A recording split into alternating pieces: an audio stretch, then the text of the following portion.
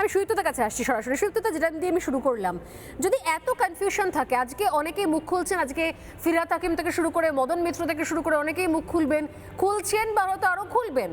এখন ঋত তৃণমূল কোন তৃণমূল, কোথায় গিয়ে কীভাবে সেলিব্রেট করবে তা নিয়ে একটা বড় কনফিউশন। একটা দিন তার চারখানা মঞ্চ তৈরি হয়ে গেছে। কিন্তু আমার বক্তব্য হচ্ছে, যারা তৃণমূল কংগ্রেসটা করলেন বা যারা সেই সময় ছিলেন বা শুরু থেকে ছিলেন, তারা আজ পর্যন্ত এই এত বড় অপপ্রচার নিয়ে কেউ কোনো মুখ খুললেন না। এত বড় অপপ্রচার নিয়ে এতদিন ধরে একটা সরকার চললো এবং বাংলার মানুষকে এইভাবে বোকা বানিয়ে গেল, তৃণমূল কংগ্রেসের কর্মী সমর্থকদের মুরগি বানিয়ে গেল। এটা কি করে হয় বলুন তো? দেখো, যখন 21শে জুলাই ঘটেছে তখন আমাদের 13-14 বছর বয়স, অনেক ছোট। পরবর্তীকালে আমরা যখন আমাদের সিনিয়রদের থেকে এই ব্যাপারটা শুনি, জানতে পারি, তখন আমরাও আবেগপ্লুত হয়ে আমরাও সকলে এই মিছিলের সাথে, আমি কর্মী হিসেবে বহুবার গেছি।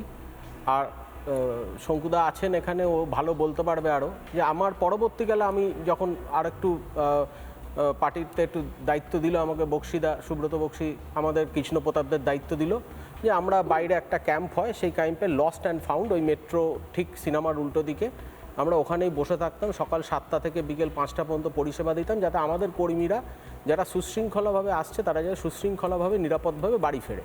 বহু বছর ধরে আমরা এই কাজটা চালিয়ে গেছি এবং আমরা কর্মীদের জন্যই মূলত চালিয়েছি। কিন্তু মঞ্চে যেটা দেখা যেত, মঞ্চের সামনের দিকে টলিউড বলিউডের লোকেরা, সেলিব্রিটি, তারপরেই এমপি, ওই একই রোতে খুব গুরুত্বপূর্ণ মন্ত্রীরা এবং মিনিস্টাররা বসে থাকতো, এমপিরা বসে থাকতো, যখন দেব এসে পাগলু ডান্স করতো, এমএলএরা, যখন তার পেছন সেখানে গান গাইতেন, আমাকে বলতে দিন, আমি বলছি, এটা আপনি বলতে দিন। তার পেছনে দেখবেন সব কিছু গুরুত্বপূর্ণ নেতা যারা মানে খুব ক্লোজ, তারা ওই মঞ্চে জায়গা পেত এবং উঠে যেত।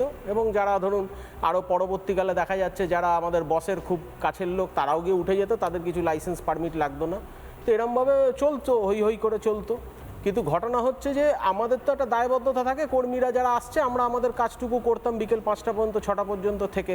পার্টি ওভার হয়ে গেছে, মিটিং ওভার হয়ে গেছে, 12টা 1টা 2টোর ওভার হয়ে গেছে, আমরা 5টা পর্যন্ত, বাবু বক্সিদা আসতেন আমাদের সাথে বসে, অনেকেই থাকতেন, আমরা সকলেই জানে, আমরা আমাদের কাজটুকু বুঝতাম এবং কর্মীরাও যথারীতি তারা তাদের নিষ্ঠতার সাথে দেখে এই আসতো এই অনুষ্ঠানে। কিন্তু এখন যা ঘটনা জানতে পাচ্ছি, যেরমভাবে সে মানে প্রকাশিত হচ্ছে না ইনভেস্টিগেশন রিপোর্ট, তাতে এটা শুনে খুবই খারাপ লাগছে। যারা মন্ত্রী হলো, আমি বর্তমান মুখ্যমন্ত্রীর কথা তুলেই বলছি, এটা তো খুব কনফিডেন্সিয়াল ফাইল, এটা জেনারেলি ক্যাবিনেট থেকেই এটা সিদ্ধান্ত হয় বা পার্টির ওপরের নেতারা জানতে পারে। কিন্তু ঘটনা হচ্ছে যারা ধরুন, আমিও 1993 ঘটনা আমি জানি না, কারণ আমরা সবাই সেই সময় একেবারে নিতান্ত শিশু, 90s কিড যারা। কিন্তু ঘটনা হচ্ছে এই মানে নিউজ চ্যানেলে বিভিন্ন ডিবেটে সিপিএম এর অনেক বক্তা, বিজেপির অনেক বক্তা, তারা বিভিন্ন সময় বলেছেন যে 21শে জুলাই নিয়ে ফাইল কেন সামনে আসেনি, কেন সেই ফাইল চেপে দেওয়া হয়েছে, কি করে মনীশ গুপ্ত টিকিট পান, এগুলো তো বারবার করে বলা হয়েছে। আপনারা এখন জানছেন যারা এমপি হয়েছে, এমপি হয়েছে, পার্টির বেনিফিশিয়ারি পদে ছিল, তারা কোনোদিনও মুখ খোলেনি, তারা মুখ তোলেনি, তাদের কি অসুবিধা ছিল, কি সুবিধা ছিল, প্লেজার ভোগ করেছে। এখন হঠাৎ করে তারাও বলছে যে তারা এটা নিয়ে জানতো না। ইভেন কি তাদের মধ্যে কিছু জন তো সাক্ষী ছিল।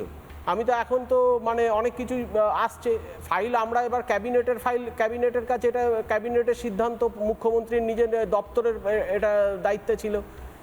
এটা আমি আর কি বলবো, আস্তে আস্তে পার্টিটা তো 2016-র পর থেকে দেখতে পাচ্ছি পুরো কমার্শিয়ালাইজ হয়ে গেল। যারাই পার্টির সাথে যুক্ত, যারা পার্টিতে প্রিভিলেজ ভুক্ত পজিশনে ছিল, তারা সকলেই তো দেখছি কয়েকশো কোটি টাকার নিজে মালিকই না।